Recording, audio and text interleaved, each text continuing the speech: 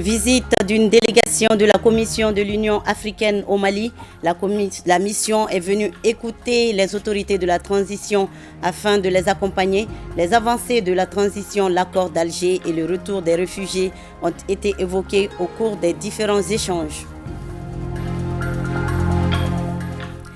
17 000 tonnes de pommes de terre, c'est la production attendue dans la commune rurale de Doumanaba au titre de la campagne 2022-2023. Un apport capital à l'économie locale reconnu à l'occasion de la fête de la pomme de terre célébrée dans la localité à 60 km de Sikasso.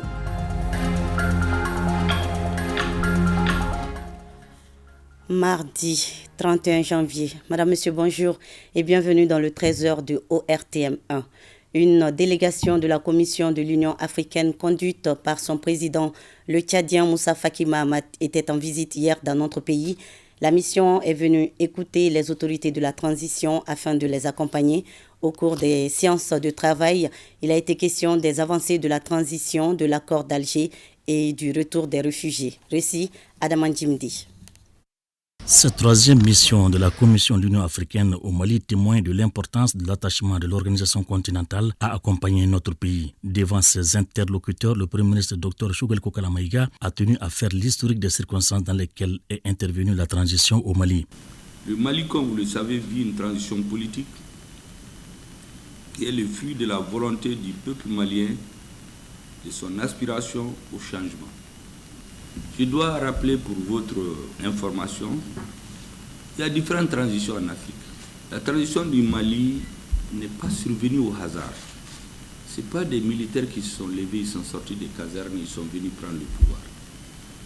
Au Mali, il y a eu 4 mois de manifestations ininterrompues, avec des morts, sans gouvernement, pendant des mois. Et les militaires qui sont venus parachever, comme ils l'ont dit, la lutte du peuple, sont des officiers qui ont fait la moitié de leur carrière sur le terrain des opérations. 15 ans, 18 ans. Donc, ce n'est pas des assoiffés de pouvoir. Ils n'auraient pas intervenu, notre pays serait dans le chaos. Et lorsqu'ils ont annoncé devant tout le monde qu'ils sont venus parachever la lutte du peuple, les Maliens l'ont beaucoup apprécié. Cette visite de la Commission de l'Union africaine se situe dans le cadre d'une dynamique de concertation et d'écoute des autorités de la transition pour mieux comprendre ce qui se passe au Mali. Choguel Maïga a évoqué les efforts entrepris par son équipe pour le retour à l'ordre constitutionnel normal. Je voudrais vous donner l'assurance de la détermination du gouvernement à tenir ses engagements tant avec la communauté régionale et internationale qu'avec la communauté nationale qui a clairement exprimé sa vision du Mali nouveau au cours des assises nationales de la refondation de l'État tenues en décembre 2021. Les efforts de réforme seront poursuivis de manière à atteindre le point de non-retour dans le processus de redressement de notre pays. De la manière, nous intensifierons le processus de réforme et les préalables à la tenue d'élections inclusives, apaisées et crédibles. Notre détermination à poursuivre sur la voie des réformes n'a d'égal que la soif de réforme de notre vaillant peuple, ainsi que notre aspiration à la justice et à la sécurité. Je voudrais également, mesdames et messieurs, vous réitérer l'engagement du gouvernement à mettre en œuvre l'accord pour la paix et la réconciliation issu du processus d'Alger, en capitalisant les progrès réalisés à l'issue des dernières réunions du comité de suivi de l'accord et des réunions décisionnelles de haut niveau tenues en septembre 2022. Au regard de tout ce qui précède, j'en appelle à l'Union africaine à soutenir nos efforts en cours, à les consolider, à les amplifier à travers un soutien franc et robuste au plan politique, technique et financier.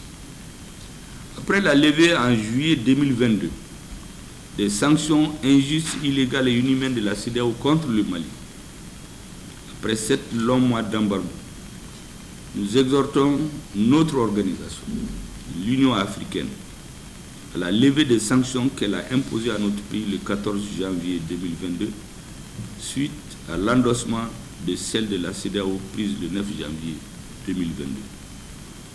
Nous sollicitons la réintégration du Mali au sein des instances de l'Union africaine parce que nous sommes sur la bonne voie dans l'exécution de nos engagements.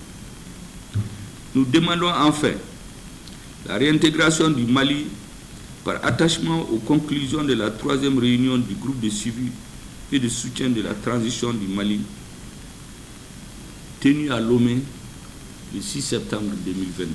Le Premier ministre a réaffirmé que son pays est tout à fait disposé à tenir ses engagements contractuels au bénéfice de l'ensemble du peuple malien. M. Madia a aussi clarifié les positions de principe des autorités, principe qui donne au Mali toute sa dignité et le classe parmi les nations non intimidables. On a vu ici, pour survoler certaines parties de notre territoire, nous devons demander l'autorisation ou la permission d'un pays qui n'est pas africain, qui n'est pas voisin, mais qui a un poids en matière de communication. Pour survoler notre territoire, il faut qu'on soit autorisé. Ça, c'est terminé aujourd'hui. Nous n'avons plus besoin de l'autorisation de quelqu'un pour aller dans n'importe quel coin de notre territoire. Nous avions des cas où les camps militaires sont attaqués 7 heures de temps, 8 heures. On ne peut pas venir en secours parce qu'on n'avait pas les moyens aériens. Ceux qui les avaient n'étaient pas disposés à nous les donner. On a des villages entiers qui sont brûlés vifs. Des femmes enceintes, des enfants tués. On était assis. On ne peut pas rendre secours parce qu'il faut demander l'autorisation à un pays. S'il n'est pas d'accord, on ne part pas. Le retour de l'État et des services sociaux de base dans les zones affectées par la crise, le retour des réfugiés et des personnes déplacées internes dans leur terroir, ainsi que la sécurité des populations occupent tout naturellement un ordre de priorité élevé dans le programme d'action gouvernementale. Nous avons engrangé des résultats notables grâce aux opérations militaires d'envergure que mènent sur le terrain avec courage et professionnalisme nos forces de défense et de sécurité. Suivant la vision et les pertinentes recommandations du président de la transition, Assimi Goïta, chef de l'État, le gouvernement poursuivra le vaste chantier de la restauration de la sécurité sur toute l'étendue du territoire national. De la dignité des Maliens, vous êtes des Africains, vous savez comment le Mali est perçu aujourd'hui dans le monde, de la souveraineté et de l'indépendance de notre pays. Nous avons 3 principes que notre chef d'État a édictés aujourd'hui qui conduisent l'action publique. 3. D'abord, pour tout partenaire, il faut respecter la souveraineté du Mali. Condition numéro 1. Condition numéro 2, c'est au gouvernement malien, au peuple malien de choisir librement ses partenaires stratégiques et d'une façon générale son partenariat stratégique, sans injonction. Troisièmement, tout acte qui doit être posé par un homme public doit partir de la réponse à la question où sont les intérêts de notre pays. Donc la défense systématique, méthodique, continue des intérêts supérieurs du peuple malien. C'est les 3 principes dictés par le président. Le président de la Commission de l'Union africaine, le Tchadien Moussa Faki Mahamad, n'a pas voulu s'exprimer à notre micro. Auparavant, la délégation avait eu une séance de travail avec le président du CNT, le colonel Malik Diaw, et avec le ministre des Affaires étrangères et de la coopération internationale, Abdoulaye Diop. C'est un logiciel qui met à la disposition du grand public toutes les informations pertinentes sur la procédure de passation et d'exécution des marchés publics. Il s'agit du logiciel SIGMAP. À Ségou, la Direction générale des marchés publics initie ses agents et ceux de la délégation des services publics à ce logiciel à travers un atelier de formation. Reportage Honoré Tchenou. Il s'agit au cours de cet atelier d'apprendre aux agents de la Direction générale du marché public et ceux des délégations des services publics à utiliser le logiciel SIGMAP, Système intégré de gestion des marchés publics, un logiciel en interface avec les sites de la Direction générale de la structure. SIGMAP est un logiciel qui retrace tout le processus de passation d'un marché public depuis la planification jusqu'à la numérotation. Sa bonne utilisation permet en effet d'améliorer la qualité de la planification des activités, de réduire les délais de traitement des dossiers, d'assurer la transparence et la célérité aussi, et de permettre un archivage électronique des documents de passation des marchés.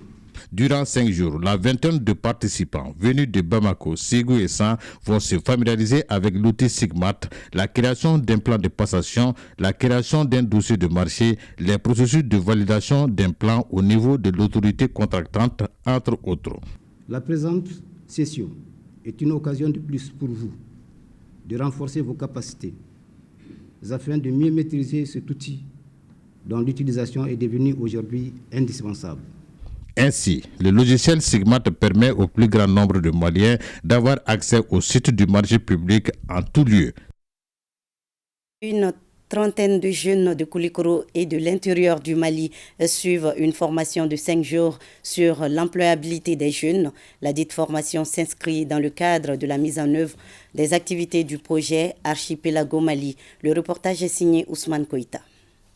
Ils sont une trentaine de jeunes de Koulikoro à prendre part à cette session de formation sur l'employabilité des jeunes. Une initiative de la délégation régionale de la Chambre de commerce et d'industrie du Mali de Koulikoro en partenariat avec le projet Archipelago Mali. La formation d'un emploi productif pour les jeunes occupe une place de choix dans le cadre de l'activité de formation de la CECIM.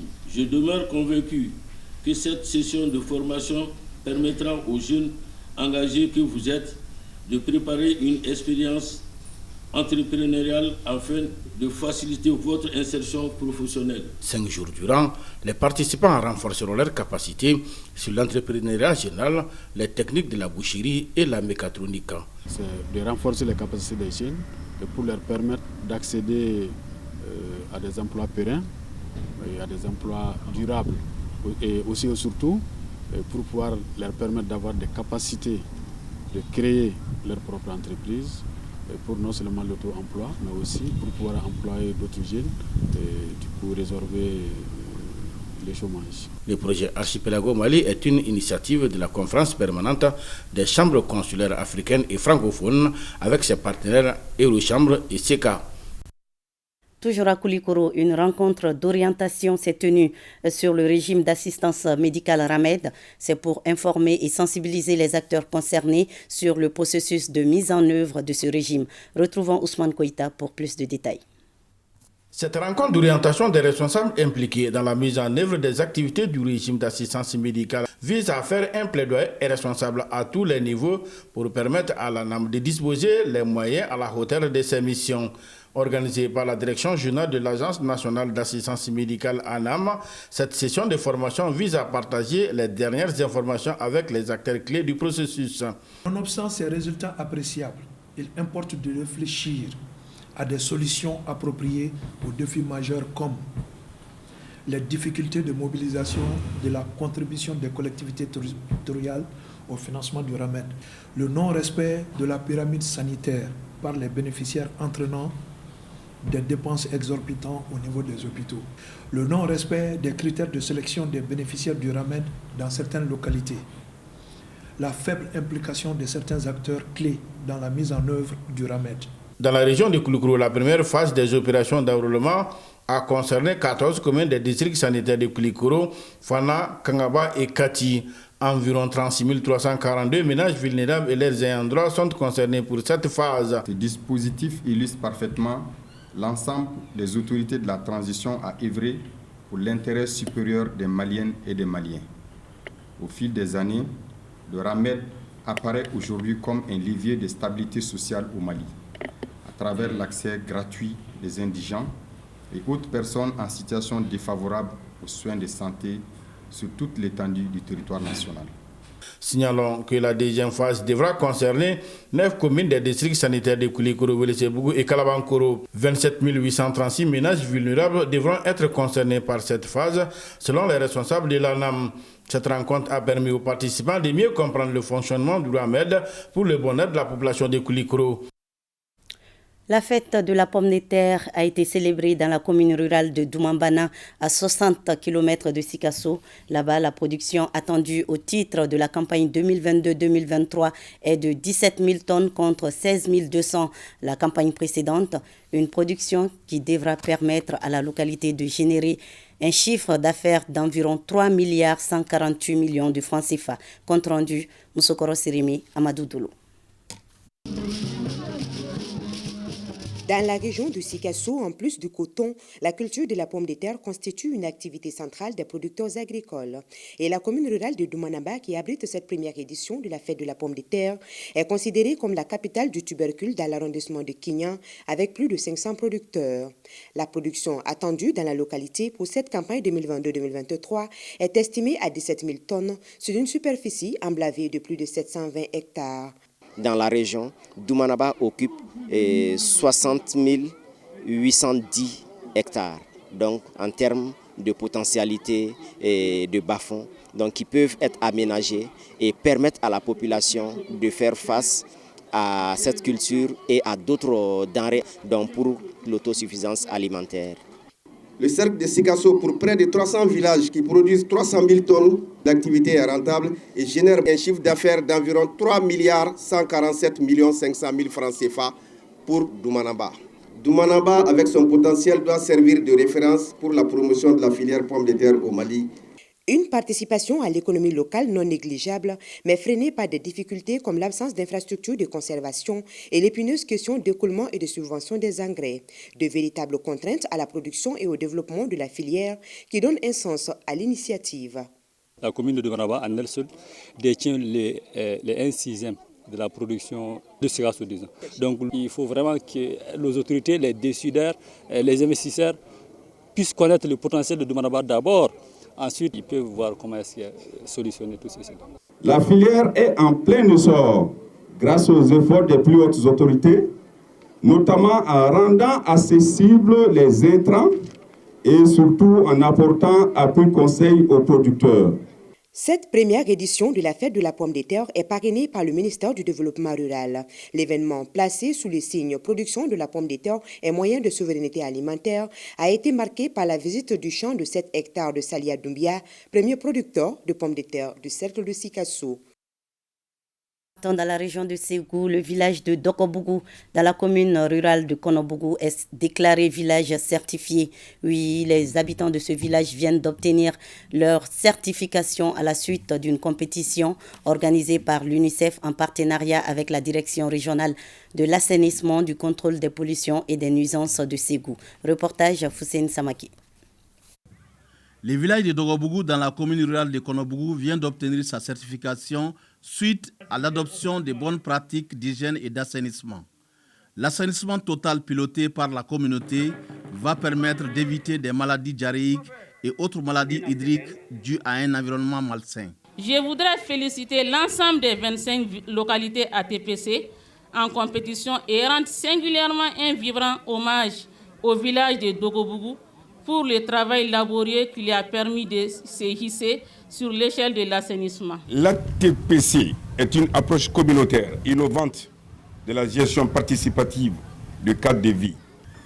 J'engage tous ses habitants à doubler d'efforts pour l'assainissement total du village. Cette initiative est le fruit du partenariat entre la Direction nationale de l'assainissement, du contrôle des pollutions et des nuisances et l'UNICEF. Cette contribution de taille vient compléter nos interventions dans le domaine de l'amélioration continue des conditions d'hygiène et d'assainissement dans les villages pour le bien-être de la population en général et de façon particulière de la femme et de l'enfant. Il me plaît ici d'inviter les populations de Dokobougou ainsi que les autres villages affranchis de la défécation à l'air libre à maintenir l'état féodal ainsi acquis. Et je demande aux autres villages de persévérer dans l'effort pour que leur certification puisse voir le jour le plus tôt que possible. Autre temps fort de cette journée de certification, les témoignages des habitants, la visite des latrines et dispositifs sanitaires, la signature du PV, du procès verbal de certification par les différents responsables impliqués dans le processus d'assainissement total piloté par la communauté. Cérémonie de graduation de 36 étudiants de l'université Marie-Sinclair. Cette troisième promotion est baptisée Professeur Akori Ag Iknan, une référence dans l'enseignement supérieur au Mali. Depuis 2017, date de sa création, cette université a formé plus de 200 étudiants. Nous informons Lala Diara Touri. 36 nouveaux jeunes diplômés mis sur le marché de l'emploi. Et c'est à l'actif de l'université privée Marie-Sinclair. Une université qui forme les jeunes dans les filières actualisées et à fort potentiel d'emploi. Cette troisième promotion porte le nom du professeur Akori Ag Iknan. Ces récipiendaires, je les souhaite effectivement qu'ils soient en mesure de poursuivre les études parce qu'il ne faut pas s'arrêter à si bon chemin. Ils ont porté mon nom, ça me va droit au cœur, mais je pense qu'ils doivent redoubler d'efforts, travailler dans l'honnêteté, la loyauté et surtout l'intégrité. Le major de la promotion est une femme. Elle a eu la brillante moyenne de 15 sur 20 et ambitionne d'emboîter le pas à Mme Keita Mariam Boiré, promotrice de l'université. Je remercie tout le monde. Mes ambitions seraient d'un jour marcher au pas de notre promotrice, être aussi une dame de référence dans ce pays, surtout dans le domaine de l'éducation. Quant à la promotrice de l'université, elle s'engage à accompagner ces jeunes dans leur insertion professionnelle. Bon, je suis très contente quand même. Chaque année, on fait une promotion, mais cette fois-là, ça a été la meilleure, vraiment. Je leur remercie parce qu'il y a eu assez de bien et de assez bien. Donc, ça veut dire que ce sont des élèves assidus. Donc, je suis très contente d'eux. Ils n'ont qu'à continuer bien. Ainsi, ces 36 jeunes qui viennent de soutenir sont suffisamment outillés pour servir. La cérémonie a été mise à profit pour décerner des attestations de reconnaissance aux partenaires clés de l'université. Et pour clore ce journal, voyons ensemble la cérémonie de graduation des étudiants de toutes les filières confondues de l'INTEC Sup de la promotion 2021-2022. C'était le week-end dernier. La promotion porte le nom du professeur Papa Ousmane Kanté, un éminent chercheur. Reportage Boubacar Kanouti. Plus de 400 étudiants de l'UNTEC Sup bouclent ainsi leur cursus scolaire après de dures labeurs. Ce temple du savoir créé il y a 12 ans s'est donné comme mission principale la formation d'élites conscientes, déviées pour la construction de la nation. Tous ceux qui se sont succédés au pupitre ont loué la qualité de l'enseignement dispensé au cours de cette cérémonie de graduation. Une autre étape commence. C'est celle de la vie d'adulte. C'est celle de la vie professionnelle. C'est celle de la vie réelle d'acteur, tout simplement. Et nous avons confiance en vous. l'INTEC Sup a été créé pour mettre sur le marché des cadres, hommes et femmes, qui vont contribuer à l'édifice national. Et que vous serez à la hauteur des défis et des attentes placées en vous. Nous sommes obligés d'aller au-delà du diplôme que nous délivrons. Nous sommes obligés de travailler à ce que ceux qui reçoivent le diplôme de l'enseignement supérieur, que ce soit le privé ou encore le public, que vous puissiez faire en sorte que ce diplôme, que ce parchemin, que ce bout de papier vous serve à vous, serve naturellement à votre pays et pourquoi pas au-delà. Ils reçoivent leur parchemin au moment où seuls les plus performants peuvent se frayer un chemin. Mondialisation et la globalisation obligent. Tout se passe sous le regard admiratif des parents et du parrain de la promotion, qui sont fiers d'eux. Chers professeurs, la qualité de vos interventions et votre expertise incontestable confèrent à l'INTEC Sup toute sa notoriété universelle. Soyez-en vivement remerciés et que l'étendard d'INTEC Sup soit chaque année porté plus haut dans le firmament. Ceux qui ont fini, c'est de vous battre pour être le meilleur. Pas l'un des meilleurs, mais le meilleur. Parce que Dieu vous a donné cette chance. La nouvelle génération de Maliens n'aura pas peur d'affronter les Ivoiriens, les Sénégalais. Les majors des différentes promotions ont reçu sur place leur attestation suivie de prestations des slameurs, d'artistes qui ont agrémenté la cérémonie. Et c'est la fin de cette édition. Merci à vous de l'avoir suivi. Bel après-midi à tous et à demain 13h, Inch'Allah.